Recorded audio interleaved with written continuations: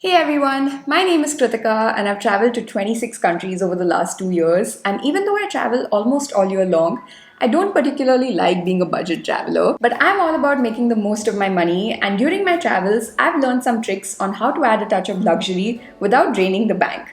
I've stayed in 5-star hotels without paying too much money for them, gotten free business class upgrades, used airport lounges all around the world for free, and today I'm sharing all of my secrets with you on getting the bougie experience on a budget.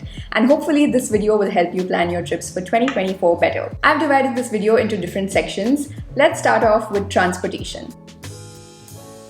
Flights are the first thing I look at when I'm planning a trip. Because I travel so much, a lot of times I end up picking my destination based on where I'm getting a good flight deal for.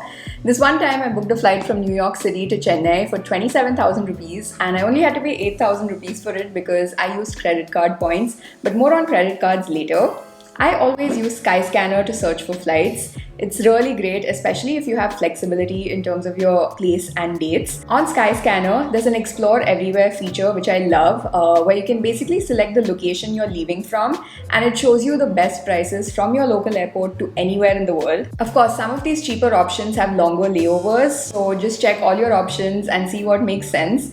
And this might just give you an idea of where to plan your trip to. If you're sure of your location, another option is to choose your date of travel to be anytime. So this gives you an idea when it's the cheapest time to travel to that place, so you can decide the dates for your trip accordingly. I also like to turn on price alerts as I get updates if the price goes down, which is really useful. You should definitely check out Skyscanner. I'll leave a link in the description to download the app. Another thing to keep in mind is to try and book the same airline as much as possible and sign up for their frequent flyer programs. So as you travel, you keep accumulating miles and you can eventually use these to partially or fully pay for your flights, and you get other benefits too. To give you an example, I have traveled by Air India quite a bit in the last couple of years, so I've been upgraded to silver status, and because of that I get priority check-in and boarding. I also got like a free domestic business class upgrade voucher, and I didn't really have to do anything extra to get these benefits. So try to be loyal to a couple of airlines as much as possible. I've also been lucky enough to get free business class upgrades. I'll be honest, I've flown business class a bunch of times, and a lot of times it's for work, which is different, but I've never really paid for business class. Airlines look at what your status is while considering you for a business class upgrade, and if not a free upgrade, you can also use your miles to pay for your upgrades, so always get those miles. And if you're traveling to a popular destination, flying to the nearest hub airport can be cheaper and faster than flying to a smaller airport. So for example, if you're traveling to Europe, flying into Paris and Amsterdam are usually cheaper options, and you can always take flights within the Schengen region, which are often much cheaper. And another quick tip, I usually try to fly on Tuesdays, Wednesdays and Thursdays because weekends are expensive and Mondays and Fridays are busy with business travelers. So if you have date flexibility, try to fly in the middle of the week. And while we're on the topic of transportation, I thought I'd discuss trains and metros as well. If you're traveling to a country with good public transportation, definitely make the most of it. Most airports are located pretty far from the city center, so the taxi from the airport to the hotel and vice versa is likely to be your biggest on-the-ground transportation expense. When I was in Milan, I remember the bus to the airport was just 10 euros, but the taxi was over 100 euros. So when possible, use public transport to save your money. I've traveled a lot within Europe in the past couple of years, as you may know, and the public transportation in Western Europe especially is incredible. I always get a Urail pass for train journeys because getting a pass is just way more affordable than buying individual tickets. To give you an example, during this one trip, I got a 10 days and 2 months first class Urail pass, which I think is for around 49,000, 50,000 rupees. And I did a bunch of expensive train journeys like the Glacier Express, which itself is for 25,000 rupees. And I think the pass ended up costing half of what the individual train tickets would have been for. Even in places like New York City, if you plan on using the subway a lot, then definitely consider getting a pass because it is way more cost effective. During my travels, I've stayed in all kinds of places, from hostels to budget hotels to the most luxurious resorts. But in the last couple of years, as I've gotten older and started making more money, I do lean towards nicer accommodation, and especially after a long day of exploring and vlogging, I really just want to have a nice place to come back to at night. So when booking hotels, I like using meta search engines like Skyscanner, which basically scans the internet and pulls the prices from thousands of online travel agencies. Like flights, if you're flexible with your dates, rates, shifting your stay by a day or two can sometimes lead to significant savings, especially during off-peak seasons. Again, I recommend joining hotel loyalty programs too, so you can accumulate points for future stays and get additional member perks like early check-in and late checkout, free breakfast, and so on. And if you're like me and very spontaneous with your travels, sometimes you can actually get good last minute deals by booking hotels on the day of checking in. If the hotel has a lot of vacant rooms, sometimes they just put them on crazy discounts. I did this while in Barcelona. I remember I reached Barcelona and realized I didn't have a hotel stay. So I was looking up hotels after reaching Barcelona and ended up getting a really fancy hotel for the same price as budget hotels. So it was great. One of the best travel hacks that I feel like not many people take advantage of are travel credit cards. I honestly only properly started researching and using credit cards in the last 3 years, and it has been a game changer for my travels. Now, there are so many different credit cards, and what you can or cannot get also depends on your income level and a lot of different parameters. But over the years, I've managed to get my hands on some amazing cards that have helped me book flights and hotels for free. Credit card hacking can be a whole video of its own because it's a lot of information to share. But to give you an idea, with one of my credit cards, I get 16% points every time I book a flight or hotel. And 1 point equals 1 rupee for that card. And with my regular spends, I get 3% points. So you can see how I just end up accumulating so many points for money that I'd be spending anyway.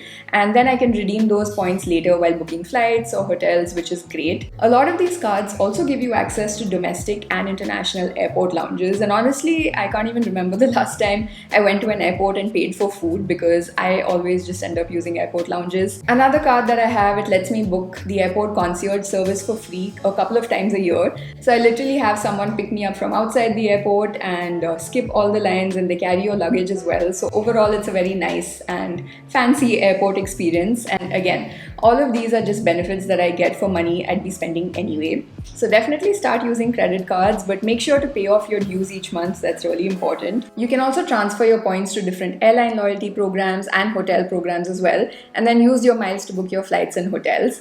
I literally just booked a round trip to the US for next summer and only had to pay a small amount in cash, I think 25,000 for the round trip, and the rest was paid using airline miles through credit card points. Like you can see here, I have 55,000 miles on this particular card, which is actually equivalent to 110,000 airline miles. So I can easily book a round trip to Europe for free using that. So yeah, this is seriously the best way to travel hack.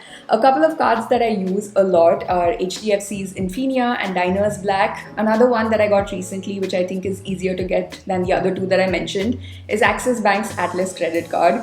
Like I said, there are tons of cards and you'll have to do your own research to see which card makes sense for you and your level of spending and your needs. But it's totally worth taking that time to figure it out. This is a very detailed topic, honestly, and if you'd like me to make a separate video about the cards I use, let me know. And while we're speaking about money, another tip is to exchange your currency at local exchanges for better rates. Now, this depends on where you're traveling, but I've noticed that in most of Southeast Asia, you get better conversion rates in the city and not the airport, so that's something to keep in mind. You can maximize your experience at your destination with local deals and discount cards. Usually the first thing I look up for when I'm traveling somewhere new is for a city pass. Most places have some kind of pass which covers entry into some or most of the tourist attractions, and because it's a bundled deal, you get a discounted rate as opposed to buying tickets to these places individually. So definitely look out for these city passes. Also, a lot of places around the world have free walking tours. They're literally my favorite way to get acquainted to a city. If you watched any of my Europe videos, I'm sure you've seen me do free walking tours. How they work is that the tour is free, but they're tip based. So you can leave a tip based on how your experience was, how much money you feel like spending. So it's totally up to you. And it's such a great way to explore a city, get local recommendations from the guide. And you also sometimes end up making new friends, which is great. You can check websites like Guru Walk and Free Tour for this. You can also check websites like Get Your Guide and Head Out for discounted tickets. I know that with the Eurail Pass, you get a 10% discount on Get Your Guide. At least this was active when I last visited. So I used a lot of that when I was in Europe. And you can also ask your hotel if they have any discount coupons.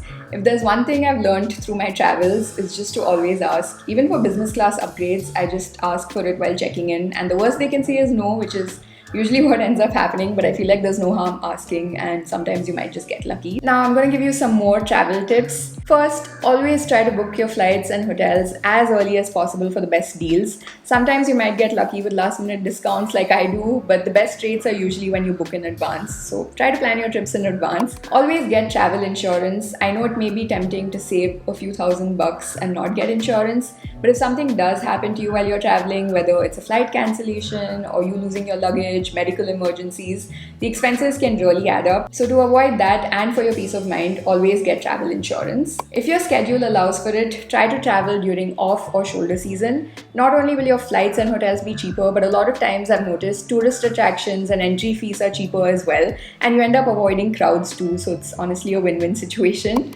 Save on dining experiences by exploring local food markets and trying street food. This not only provides an authentic culinary experience, but it's more cost effective as well. And lastly, try to pack light. It just makes handling luggage so much easier. It lets you use public transportation and you end up avoiding extra baggage fees. So this is something I've had to learn over the years. Travel doesn't have to be too expensive if you're smart about it, and you can definitely have the champagne lifestyle on a lemonade budget. I hope you found these tips useful, and I'd love to hear any tips you may have, so be sure to leave them in the comments below. Subscribe to my channel, and as always, I'll see you next time. Bye.